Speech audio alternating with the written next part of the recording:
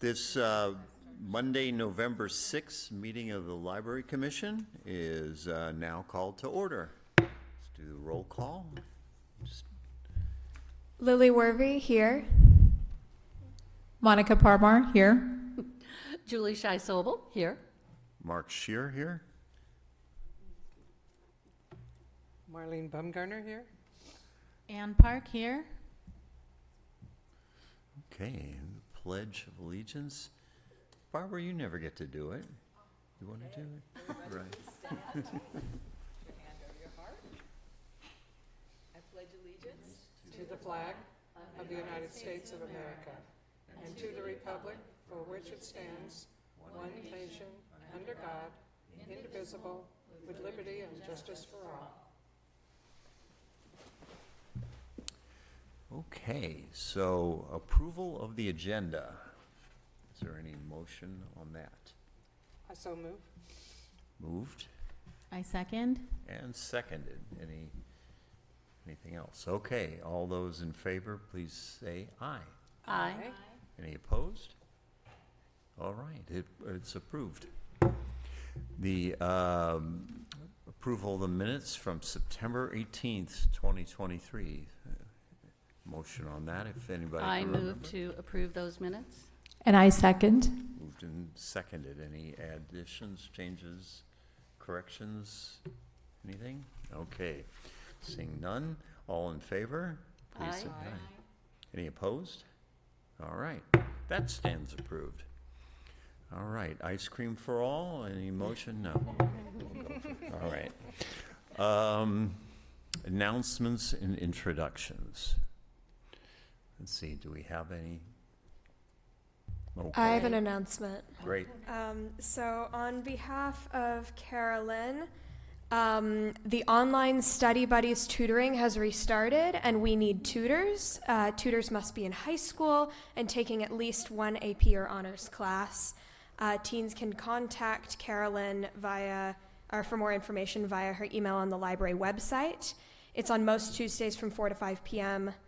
and we tutor students up to 8th grade. So we're looking for tutors, and I myself have spoken to, I have a friend who who does tutoring for the National Honor Society, and I'm seeing if they can help us out with that in any way. But yes, Carolyn wanted that to be announced. Very nice.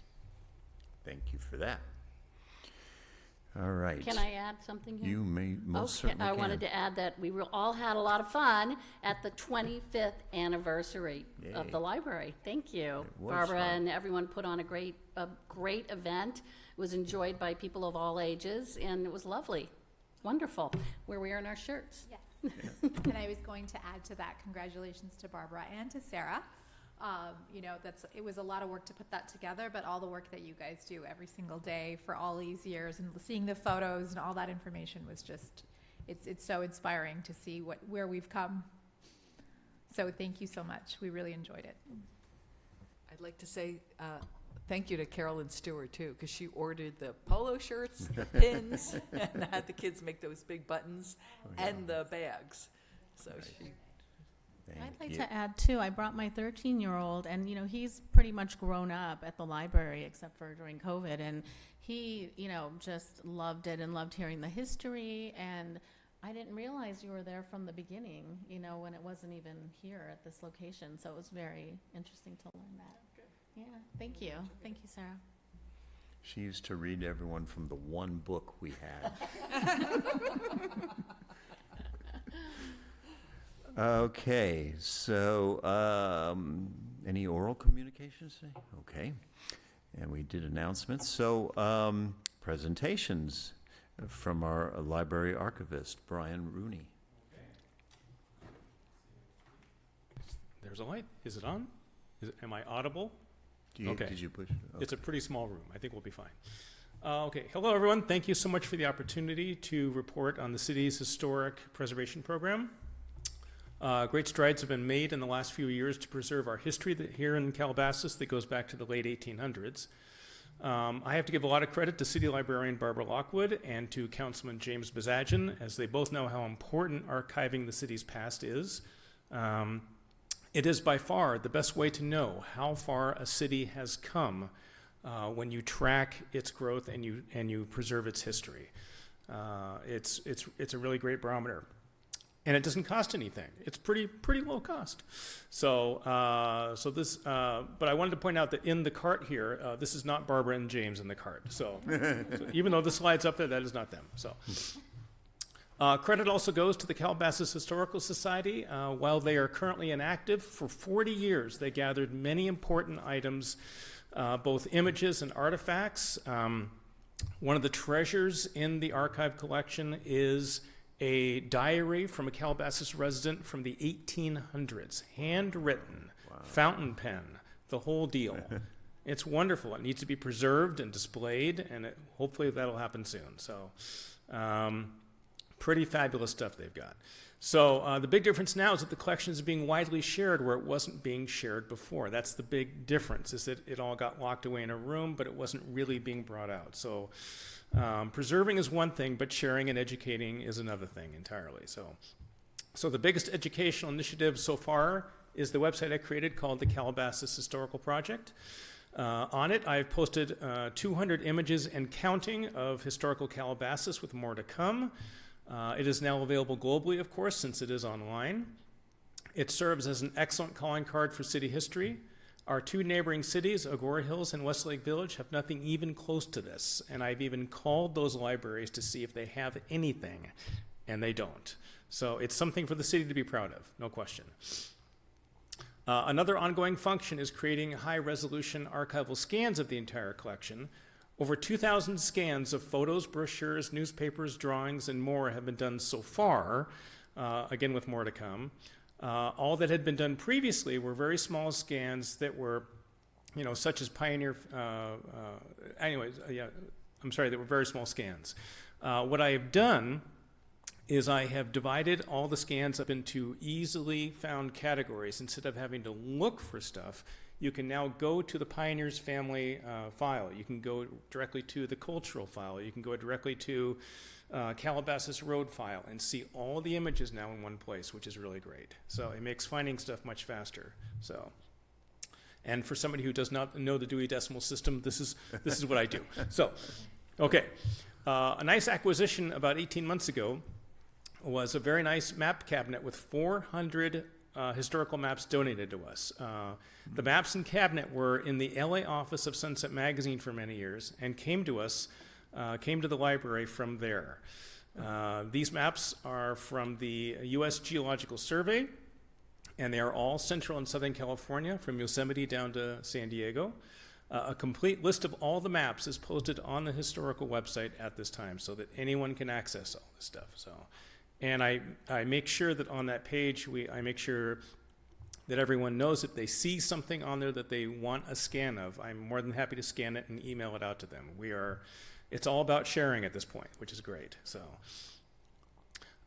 what's coming up soon is getting all the historical materials into long-term proper storage, and also getting the Calabasas Historical Collection on the statewide historical archive, which is called the Calisphere. It is run by the University of California and the state of California. It's a massive database with millions of images, millions of documents, and it just allows the local collection here to be seen much more broadly. It's a pretty amazing database they've got there. So that's pretty much all that I had on slides. But I wanted to give you guys a quick tour of the website if you wanted to see one. And I don't know how to switch out of this. I think I can do an escape. Is there a browser on this? I guess there is. Let's give this a shot. No. That looks like Windows 80 something. That's a very big pointer. Okay, so let's do... All right, so let's do...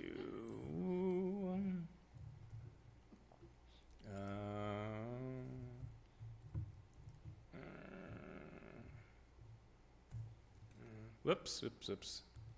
Okay, well, it's there. Oh, I misspelled Calabasas. Heaven. Heaven forbid. All right. it's going. If you, yeah, Did I do it it again? had a drop down for the city library. Okay. Okay, well, there's that. Go to our city and library. Yeah. Oh, there you go. Yeah. It's, this website's being shrunken down. Oh, I'm still on this. Okay. No, you're, Okay, that's what I was looking for. Okay. So then right over here is Calabasas history. Okay, so the history project is right there. Wait for this to go through. Okay. It's that big pointer. I'm not used to it. Anyway, so here is the website so far. So the main tabs, as you can see, are the homepage, obviously, Pioneer Families, Buildings, Notable Citizens, Cultural, Maps, Periphery, and Share, which is just a page that says, if anyone wants anything from the collection, we are here to share and expand and all that. Periphery is basically is any community that touches the Calabasas boundaries is included so far in the collection. That's a recommendation that I'm doing. The current collection actually tends to float into the San Fernando Valley and all kinds of other places, and to me it's wiser to have a really restricted area of focus, only because mission creep, if anyone's familiar with that term, can easily come in where you just keep taking in more and more stuff. And there's quite a bit of material in there that, for example, there's stuff from Long Beach and Los Angeles proper, and I'm tempted, I can't do anything yet, but I'm tempted just to kind of offer that stuff up to other archives so that it goes to the right place.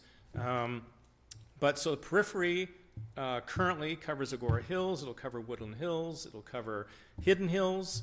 We don't do Malibu, but we will do Montanito, for example. So things like that. So that's what periphery is. The maps is primarily what I was just referencing. So here's one of those maps there. Here are some highlights from that. Let me get it into here and we can scroll through these. That is a 1903 map. The dots are all known households at that time. Wow. And these are probably cabins, you guys. These are little wood cabins with outhouses and all kinds of stuff. Now, what's wonderful about this is that, if I'm not mistaken, because you can see the city limit of Los Angeles, you can almost figure out where this is. So downtown Calabasas, or Old Town, is here, right here. The library is probably right over here. This is the big mound that you kind of have to go around to get to the BMW and the Mercedes dealership, for example, right now. The first Calabasas school was right over here. The motion picture home is basically right here at this corner, because this is, pre-freeway, pre-highway. This is just the old, I think what was called the LA Santa Barbara Road. It was just a dirt pathway at that time. So again, 1903, pretty amazing to have this stuff. So I did a couple of other ones. This is one that comes to us from the AAA. This is clearly a hand-drawn map that goes through Calabasas. It's pretty fun because, let me see if I can get this. Oops, went too far. Hold on a second. It's fun to see the stuff like Good Dirt Road being marked. And there's another map I've seen somewhere where it actually says road slippery when wet, for example, and that's on the official map. There must be something pretty important about this blacksmith shop to be referenced on an official AAA map. Now, keep in mind, this is a map for early motorists, and they're putting a blacksmith shop on there, which is very interesting. So, but that's a nice one too. So, this is one from my personal collection that I scanned and stuck in here because it shows the judicial townships of the area. It's harder to see here. It's better when you can zoom it up. Unfortunately, this website doesn't zoom up. But the Calabasas Judicial Township is all of Agora Hills, all of Calabasas. It does not include Malibu, which is interesting. But you can see where the county line is over here, where Westlake Village would later become. But it is interesting. In the old LA County judicial system, there were judicial townships, and that's where you would have a justice of the peace, for example. This is, and it was like this way up into the 40s. And this is a 1944 map. It's not really that old. Okay, it's 80 years old, but okay. But it's fun to see that there was a judicial township out here. So here's a close-up of that same thing. We can see greater detail. I believe this is still the Calabasas Judicial Township, but this is the old Rancho Las Virgenes being marked here. So that's what that is, and that's Malibu Lake, things like that. It's fun to look at these things. This is, some interesting details here. This is something that James Bazadge and I are currently going after. Marked on this map is a proposed highway going through the open space today, across the freeway, through the Zev Yaroslavsky open space. We're talking tunnels, you guys, tunnels into the hillside, going over the 101 freeway, and then down Las Virgenes Road. The folks, after months of trying to find these things, the folks at Caltrans downtown had me come down about 2 weeks ago to spend a full day down there scanning materials for this Freeway 64, and some of the renderings, which I'm going to put on this site, are really astounding because they are doing full renderings of a freeway going down Las Virgenes Road, elevated. So, and into Malibu Canyon, where it would be bolted to the canyon wall. It is frightening to look at, I gotta tell you. So, but this is unknown history. And it's fairly recent. This was the 1960s when they were planning this. It wasn't that long ago. I will put a couple of the illustrations. I'll send a couple of them to Barbara so she can share them with the rest of you if you want to see them in advance of them going onto the system. So this is a fun map. This is actually out of a Thomas guide. I created this yellow section here. This is the proposed city of Las Virgenes, which a lot of people don't know was going to happen. Before Westlake, Agora Hills, and Calabasas gained cityhood, there was going to be one giant city out here, encompassing all three of those places. And these are the actual proposed boundary lines of the city of Las Virgenes. It was going to be a pretty giant place, mostly mountains, not including the city of Malibu, as you can see down here. But this was something, it's very interesting. So there's quite a bit on here. So if I go back out of here, I'll do this quickly. Cultural is a lot of movies, a lot of television. A lot of folks are surprised, and this is something I also did this outline. This is the old Warner Ranch, encompassing most of today's developed Calabasas. It is a phenomenally large area. A lot of people were under the impression that it was just this area over here by the motion picture home, but it actually is this giant 2,000 acre plus property. And it's great to see what was an intact ranch that has now been highly developed with all these homes, because it gives us a greater appreciation. So that's that. A lot of people are surprised to find out that scenes from Tom Cruise's third Mission Impossible film were shot literally across the freeway from us here. This was playing Chesapeake Bay, and there were helicopters and explosions and jets and missiles, and it was all happening right over there. So we've got all kinds of stuff, yeah. Let's see, so that's cultural, and notable citizens are truly the pioneers of the city and interesting folks. So there's a lot of interesting folks here. I don't want to take too much time. I was supposed to be doing 5 minutes only. Buildings are historical buildings. We fortunately know where all of these used to be. There's a lot of great images of old gas stations, courthouses, post offices for sure. This is a old motel that is where the McDonald's on Las Virgenes Road is now. What's fun is that there's a couple of movies out there that use this as a location, and you can see cars driving in and out of this motel, and you go, wait, that's where the Albertsons is now.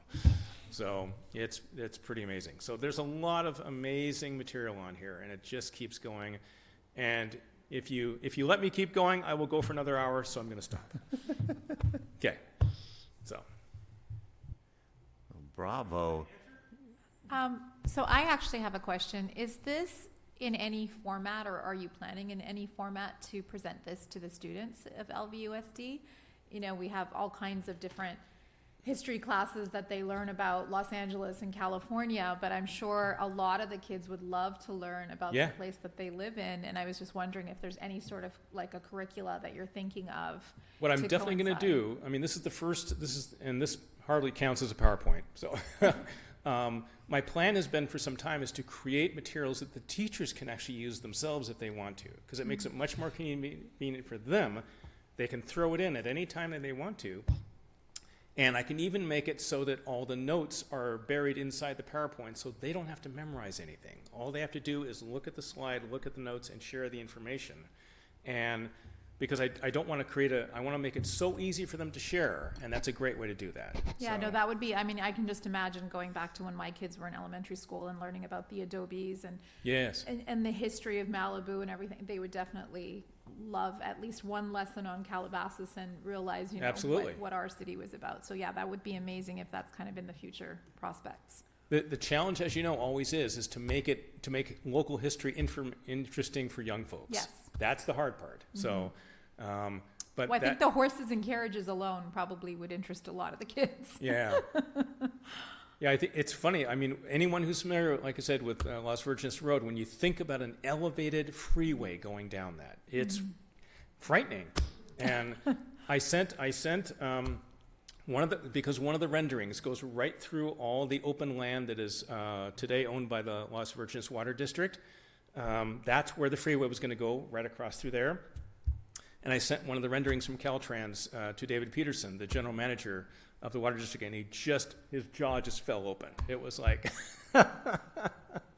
he loved having it though. It was just, you know, sometimes when history doesn't happen, it's kind of interesting. So, but yes, absolutely. There's way more educational programs coming, for sure. Any other questions? I have a couple. Okay. And Bravo, by the way, is my kind of stuff, so I love Okay. this stuff. Two questions. One is, so do you archive the actual artifacts somewhere in this in city, or is it like in your garage? Fortunately, it's not in the garage. Barbara and whoever designed the library next door were wise enough to put in a special collections room. Wonderful. It is behind 2 locked doors, 3 locked doors if you count the outside doors. Wonderful. That's a very secure room. And as a point of reference, again, going back to Agora Hills and Westlake, neither of their libraries, again, have a special collections room. There is no archive room. As far as I know, both of those libraries are just putting some stuff in a file cabinet someplace, and that's all. So It was great wisdom to include a special collections room. The only other one in the area that I'm aware of is the Thousand Oaks Library, which has a giant special collections room. They are super active. I mean, theirs is, I would have to guess, at least 10, if not 15 times larger than what we have next door. It's a giant room, and it is under lock and key, and I know the librarian, and she will not let you in unless she knows who you are. That's Thousand Oaks, you said? Yep. Yeah. Yep. But they are super, super serious about preserving history there. I mean, because I think all of Eastern Ventura County, all that stuff ends up in that library. And the rest of it ends up at the Calabasas, the Ventura Historical Society. So, Great. Yep. I have a question. 2 questions, actually. If someone wants to, like if you're running across someone who has some historical stuff. yes. Okay, and would like to give it to you to archive, how would they do that? Right here at the bottom of the home page, I make the giant ask right here. It says, for more information, see the city archives, or if you've got materials to donate, it says, help us expand our collection by letting us scan and return your old photos, documents, and and artifacts and all that type of stuff. All my contact information is right there, email, telephone. Wonderful. It's all right there. So Great. Yep. Second question, Barbara, thank you so much for having Brian do this. This is outstanding. It's wonderful. How do we get this, not just through the school system, but to the kids in the library more, so that the parents will also pick up on it? Is there a program we could do here that like specifically addresses the ability to go in and look at this? Or, I don't know, You know, Pioneer Days? there are a couple things. The Historical Society, which you were a member of, we used to do an essay contest and have the kids from the school district go into the Right. room. And this was before COVID.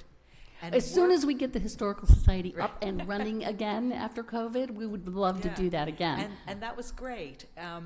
You know, Brian has office hours too. People can make appointments to look at the material that's there. But the students would go in and look at the material and then write essays, and the Historical Society would award them Right, the scholarships. $50, something like that. $500. We were doing 500. Oh, 500, yeah. But I'm thinking more about a younger ages. Yeah. Like how can we incorporate some of this into what we do in the children's rooms? We could definitely do special programs. Again, the library working with the Historical Society would often have afternoon or evening programs talking about different things. In fact, Brian presented one time, like the films, movies of Right. Calabasas. Oh, that's a great presentation. I love that. And we've had a couple things. We had the Deanne from Leonis Adobe come and talk about Miguel Leonis, which was fun, and that was open to everyone, you know, of all ages. So we could definitely do more now that, you know, we have this archivist. We could certainly have more programs and gear them towards younger group. Right. Okay. One of the things, too, that I mentioned to Barbara, and it's something we just haven't gotten to yet because there is so much work being done, is to put out in the main library a fairly large touchscreen, which I can then program with a bunch of material on it that would allow students to go through this stuff and see and get inspired by this. And I'm using a touchscreen intentionally because of our young people's penchants toward screens. I'm being sneaky and not making them look at a book. So That's great. I am, but the nice thing about the screen is that they can literally go through the collection. It would be essentially kind of like a website online, but with more materials. And they could go into categories and subcategories and all kinds of stuff if they want to. So that's coming. But also, too, as I mentioned to Barbara, it's not out there publicly yet, but a tiny piece of Calabasas history is the old 20th Century Fox Ranch over here. Even though it's outside city limits, the state park, which is, it's now Malibu Creek State Park, they use a Calabasas mailing address and a Calabasas zip code. So, and it's also periphery to the city, so I count it as part of what we're doing here.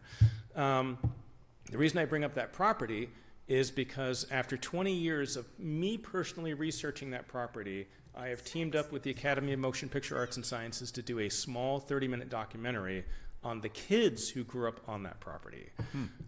It's going to be fascinating because the family has handed me 500 pictures and 40 reels of 8mm home movies That's wonderful. from their time on the ranch. And that family was there for 27 years. And kids were literally born and raised on that property, in amongst the sets for Planet of the Apes and everything else. So it's awesome. So that's going to be a fun project that's coming. So, yep. Very cool. Are you doing anything with Leonis Adobe, because they have a whole museum? I'm not, collection. because they have a really great crew and historians there, and I don't want to interfere with what they're doing because they're doing a terrific job. So, in fact, whenever I come across something that has the Adobe in it, I make sure that the archivist over there knows about it, and I send her either a high-res scan or I let her, I loan the material to her and make sure I get it back, things like that. So, yep. But no, they've got a great organization happening over there. I'd like to piggyback on that, having just gone to their recent Adobe Days, which they did for Halloween.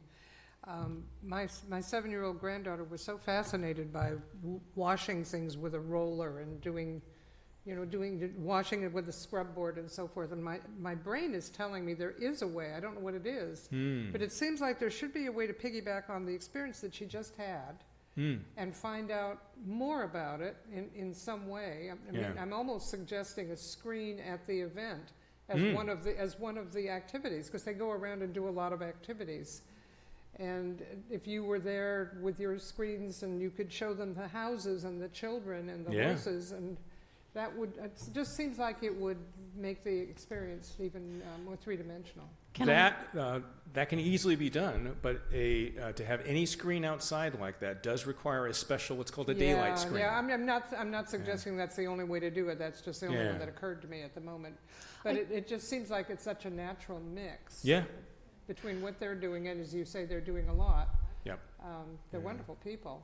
Yes, absolutely. Well, Can it's I funny. add It's taken something? me. I'm sorry. Go ahead. Go ahead, can I add something to that? So I know what one time we used for the Environmental Commission, we used iPads to do, and it didn't seem to be a problem with the that daytime might be a screen. way So to go. like we could even, as part of the library, volunteer to go around with iPads as long as that program is on there that we Right. want specifically for that age group.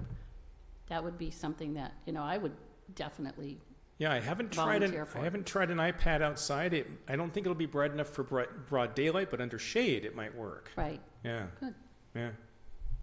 But if that's something that works, I'd really love to do something that's educating the younger children more about it. I Yeah. agree. And to be able to access it and use it and see it. Like you said, touch it. Yep. Absolutely. No question. Yes. Well, thank you for all that. Certainly. My pleasure. There's lots more fun stuff coming. Okay, no more questions, then we'll move on to the, Can I say one more thing I'm sure you before can. we go Yeah, on? absolutely. Thank you. Effusively, thank you. Really great, really wonderful work, Brian. Love Thank it. you. Love it. Well, like I said, I'm taking what you and the rest of the Historical Society did, and I'm dusting it off and bringing it out. It's So, really great. I yeah. love it. Yeah. Wonderful. Yep. Thank you. And thank you for coming tonight to share My it with pleasure. us. So, next item is the library hours discussion.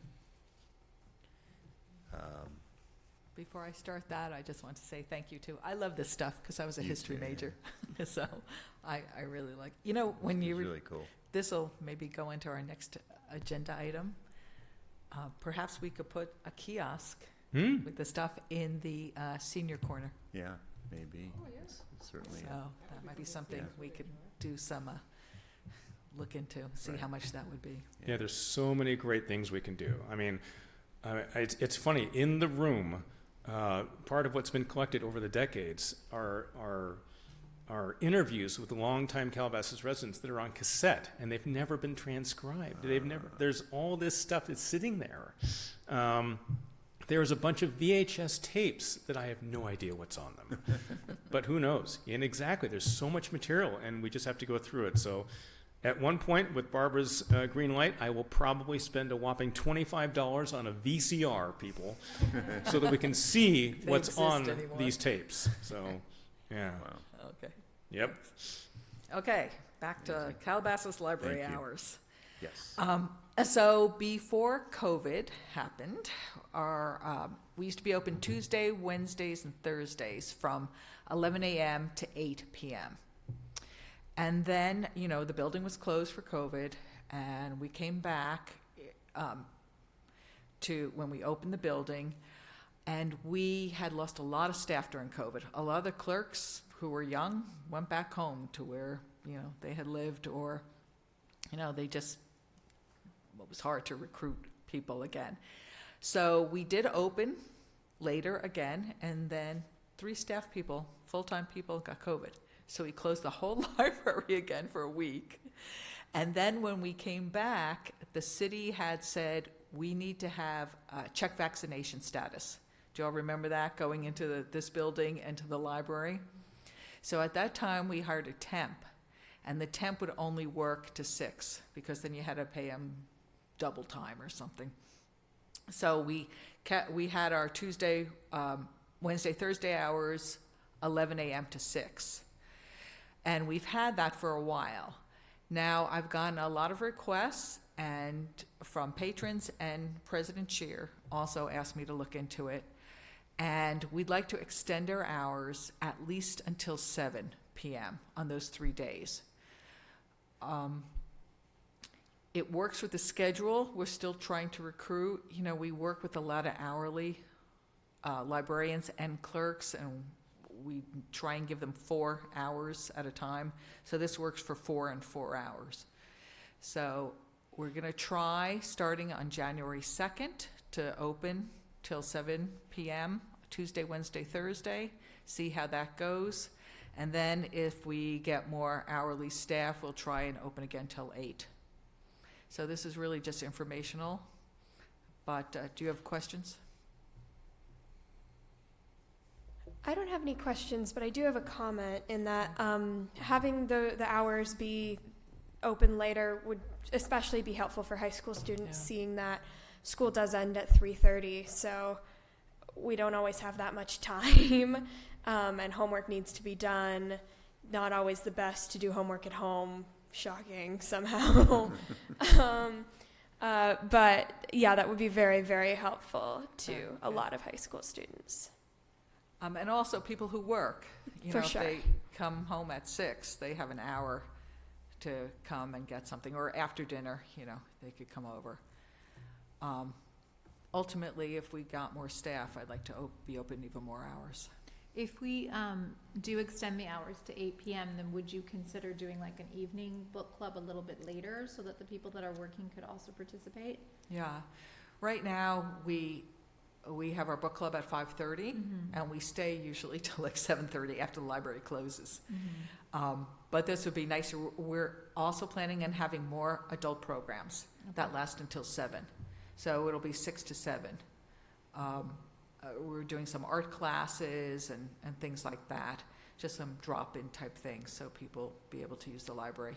So I think one of the suggestions that I would have, and obviously our student commissioner could probably participate better than I could in this, but if we advertise this for the kids, for the students, for the high school, because it's a safe space for teens, which, you know, we really honestly do need more of those spaces in the city. It's a great place for, like she was saying, not everyone can study at home and oftentimes don't even have access to their houses because their parents are working. So if we could do some sort of a flyer, kind of teen related with that kind of art, then we could get that out there. Sure. To both of the high schools to make sure that, you know, the kids know that space is there for them, because that tutoring program I know is very, very popular with the kids. So once we get more tutors, I'm sure it's something, especially during exam season, you know, in January, it's something the kids are going to be looking forward to. And, you know, every final exam season, we do open the multi-purpose room to high school students, and we provide snacks and, you know, drinks like juice boxes or something, and candy or cookies or something, so that they can all go in there and study too. So this will be nice to be open till 7.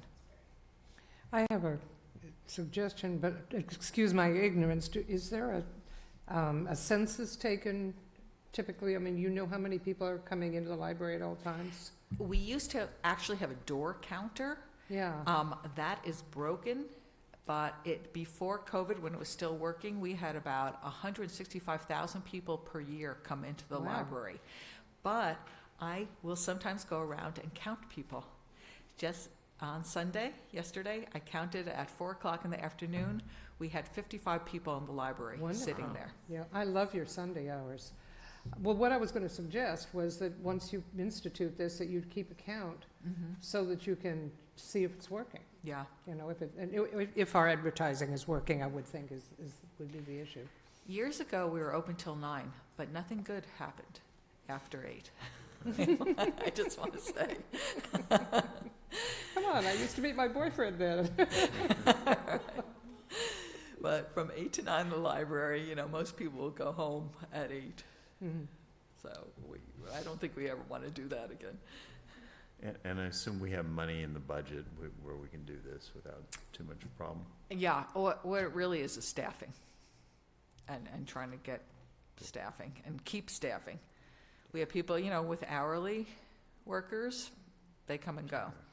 They get a full-time job and go, and you can't blame them. Yeah. Okay, thank you. I think you may have a report coming up next. Oh, yes. Okay, Couple so of the next thing is a ceremony in honor of Ellen Pangarliotis. And as most of you know, Ellen was our longest-serving library commissioner. We called her the mother of the library. And she passed away last October. So what we wanted to do was just a little ceremony with the mayor and city council people, and you're all invited to attend.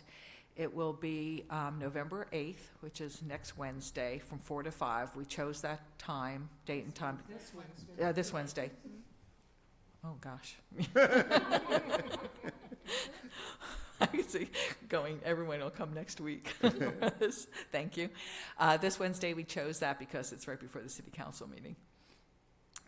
So it's good for the city council to go. So there's the invitation, which I included in your packet, and I think I've sent it out to people. I have a schedule. We were going to have people gather at 4 o'clock in the library senior corner, but if there's too many people, we'll move to the multipurpose room.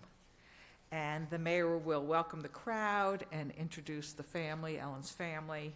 And we have a certificate, and we have 2 photos that we're going to unveil, and we're going to put those in the glass case that's in the senior corner. And then we'll ask people if they want to say a few words about Ellen.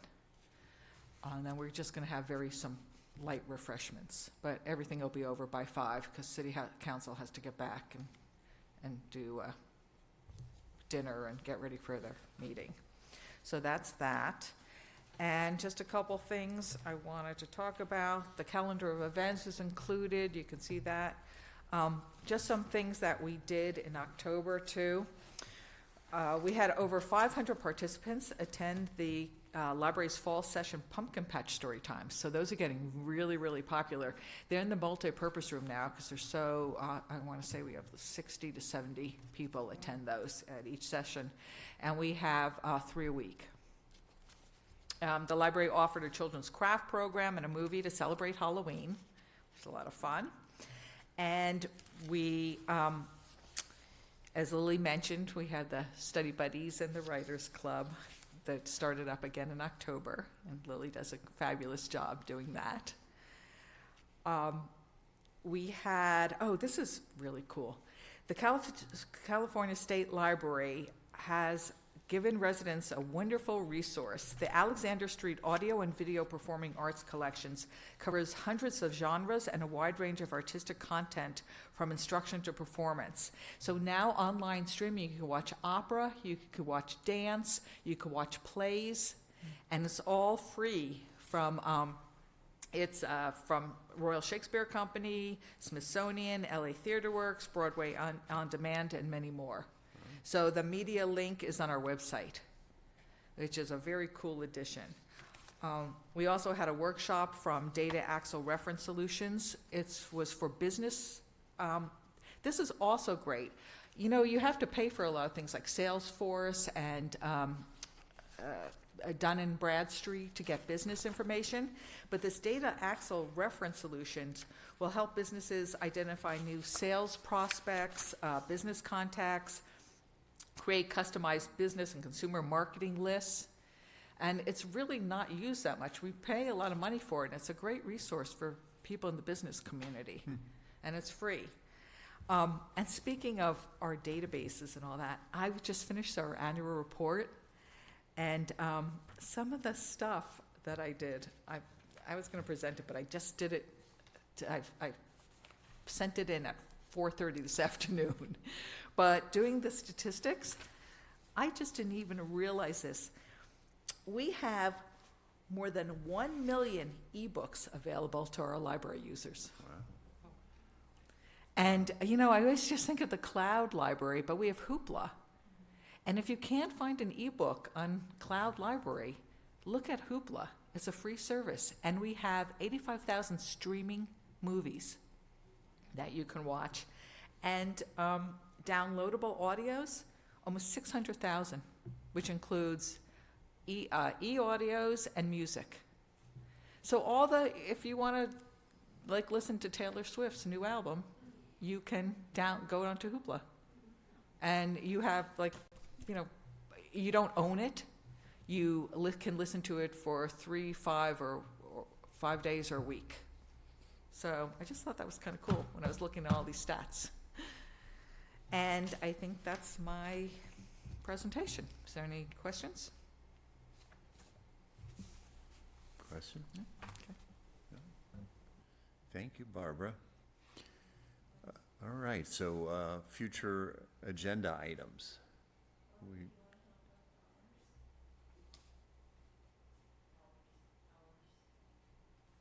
The hours? Something else about the hours? Oh, for the next meeting? Okay, yeah, go ahead. Just, the next date could be, what was it, December 18th, which is so close to the holidays. And then January and February, they're both Mondays. One's MLK, Martin Luther King Day, and the next one in February is President's Day. So we could either do a special meeting or postpone the next meeting until March. It's your decision. And that would be March 4th? No, it's the third Monday. Yes. And if something comes up that if you want to meet sooner, we could, you could contact us and we could do a special meeting. So are we asking for what the commission would like now, or do you want to do it online with some It's up to you. options? I think that, I think we could postpone the next meeting until March 18th. I'd like to make a motion. Does anybody want to second it? And then we can see if we need to talk about it. Moved and seconded. Okay. Discussion? I think No it's a good idea. discussion? Everybody good with that? All right, all in favor? Aye. Any opposed? All right, stands approved, March 18th. That was easy. Other agenda items, we talked about the senior corner room, which we'll bring back, and it sounds like we may have some History Society things to discuss, possibly with that or separate from that.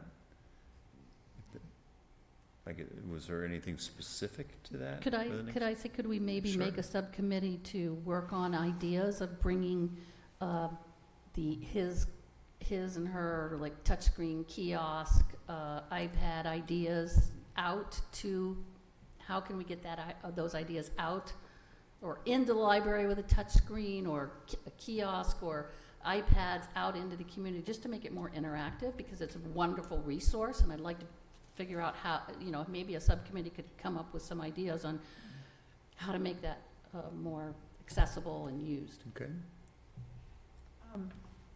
I think one suggestion, just looking at kind of how the town is when it comes to things, if we had a little blurb of this, which the city does do for so many other things, showing what you have done so far, and we put that out on social media and wherever else, the city of Calabasas usually advertises it. I think there's so many people that probably don't even know that this exists.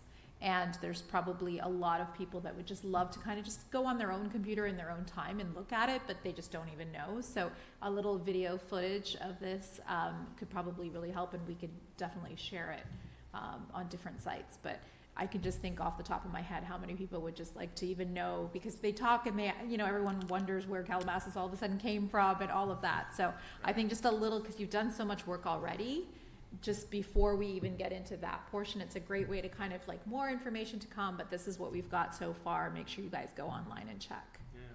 Yeah.